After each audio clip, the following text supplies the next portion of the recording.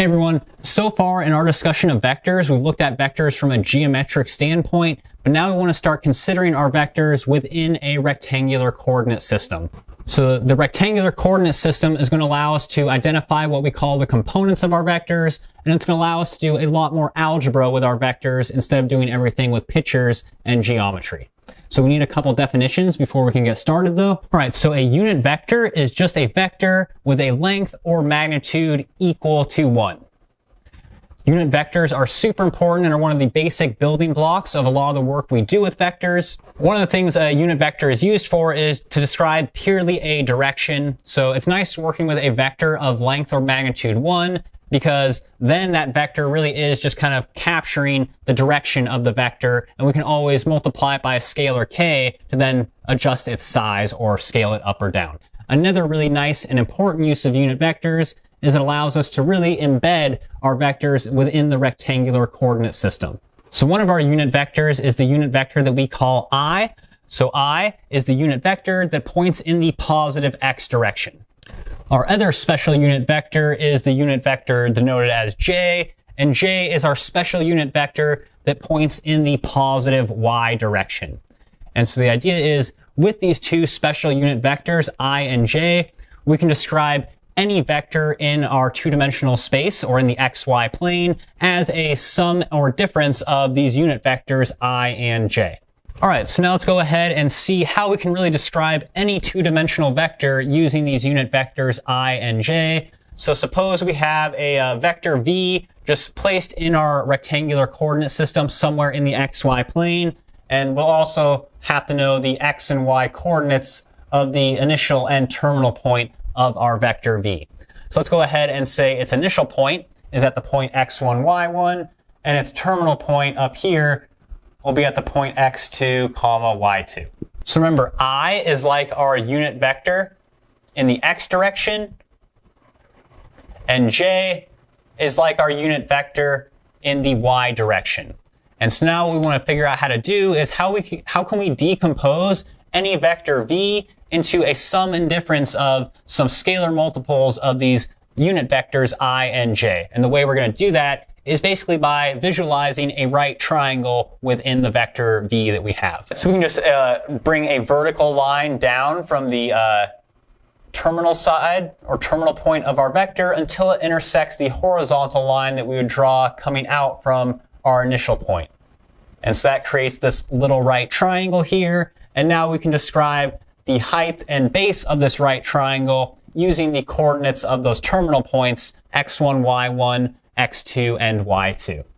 So the height of our right triangle here is just going to be the difference between these two vertical y values. So that'll be y2 minus y1. And the base of our right triangle, that horizontal distance, would just be given by the difference between these x values, x2 minus x1.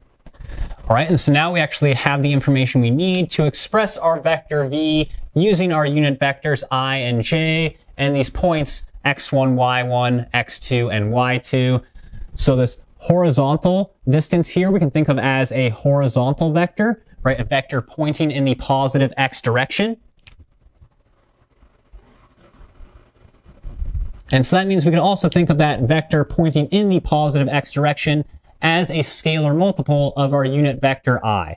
So our unit vector I is of length 1. We might need to grow it or shrink it to be of the length x2 minus x1, but the scalar we would need to shrink or grow it by is just that side length x2 minus x1. That's why it's really nice to work with a unit vector. Whenever you multiply it by, becomes the length of the new vector. So our horizontal vector here we can think of as the vector I that has been scaled by that side length x2 minus x1. Well, our terminal point is going to be up here at the point x2, y2, so we need another vector to help us get there. And we can see that that vector needs to be a vertical vector. So what is a vertical vector? It's just a scalar multiple of our unit vector j. So what do we have to scale this multiple of j by to get from our terminal point of this horizontal vector up to our real ending point at x2, y2? Well, we just have to make the length of that height of our right triangle, y2 minus y1. So oftentimes too, we might just simplify this by writing the base and calling it A, and the height, calling that B. If we just actually found those numbers, x2 minus x1 and called that A, and y2 minus y1 and called that B, then we'll also be able to write this as AI plus BJ. So A is the horizontal component of our vector, and B is the vertical component of our vector. And then one last little thing to note is, well, we're often going to be interested in finding the length or magnitude of a vector, and when we have these components for our vectors, it can be done algebraically pretty easily just using the Pythagorean theorem or the distance formula, right? They're exactly the same here. So the length of our vector v is just the hypotenuse of this right triangle. So we have to take the base squared, add to that the height squared, take the square root of that, and that will give us the length of our hypotenuse, or the distance from our initial point to our terminal point, which is the magnitude of our vector v. So in our earlier discussion of vectors, when we were looking at everything geometrically, we talked about how to perform scalar multiplication as well as vector addition and subtraction. And now we want to mimic that conversation and figure out how to do it for our vectors component-wise or algebraically. I wanted to really quickly spend a minute talking about the rules for our vector algebra that we've seen so far, or how to actually do this vector scalar multiplication, addition, and subtraction component-wise. So in this setup, we have two vectors, u and v. U is our vector with components of a1 for the I component and b1 for the j component. And our second vector v has components of a2 and b2 for the I and j pieces respectively. So what is our resultant vector u plus v going to look like? We just take the sum of the I components for each vector to find the new I component of the resultant vector. And we also take the sum of the j components to find the new j component of our resultant vector. So what does u plus v look like? It's going to look like a1 plus a2i, and then b1 plus b2j. We get a very similar looking result when we look at the difference between our two vectors, u minus v. Here we just subtract the I components and the b components respectively. So the I component of the resultant vector u minus v will be a1 minus a2, and the j component will just be b1 minus b2. And the last little operation we need to remember is a scalar multiplication of our vector. So if k is some scalar real number, then if we look at the scalar multiple of our vector u with our scalar k, then we just distribute that scalar k to each component of our vector u. So our new vector ku is going to have an I component of k times a1 and a j component of k times a2. And so in this example, we have three vectors, v, w, and u. V is the vector 5i plus 4j, w is the vector 6i minus 9j, and u is the vector 16i plus 22j. So our new vector is going to be u minus 2v plus 1/3 times w. And so we could do this geometrically, but it'd take a long time to draw all these vectors as well as their scalar multiples, and the picture might get super messy, especially if there's lots of fractions involved. But we can do this much quicker and simpler just doing it algebraically or component-wise. So let's go ahead and look at our pieces. So what is our vector u? Well, that's 16i plus 22j. Then we have to subtract away from this 2 times our vector v.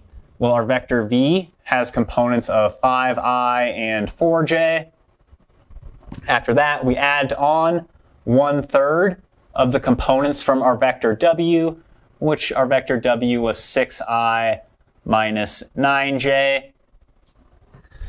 And so now we can kind of just group our components together if we want to, or simplify things. Lots of ways to do it, but basically just treat everything like it's a like term. So we can combine like terms. We have 16 i's minus 10 i's from our second vector, then plus another 2 i's from that third vector. That's just kind of grouping or collecting all of our I components, but we can't forget about the j components either. Starting with our first vector, that contributed 22j components. And then our second vector, we have to remember to distribute this factor of -2. -2 times 4j gives us -8j. And for our last piece, or our last vector, we have 1/3 times -9. That'll simplify to a minus 3j. Again, you don't have to break it out and group it like this. Maybe you can just combine all the components from the previous step. But the fact is, we just have to expand and combine all the like terms or same components. And so now if we sum up all these I components, it looks like we have 8I in total. And if we sum up the j components, it looks like we have 11j. And so this particular combination of u minus 2v plus 1/3 w gives us this new vector 8I plus 11j.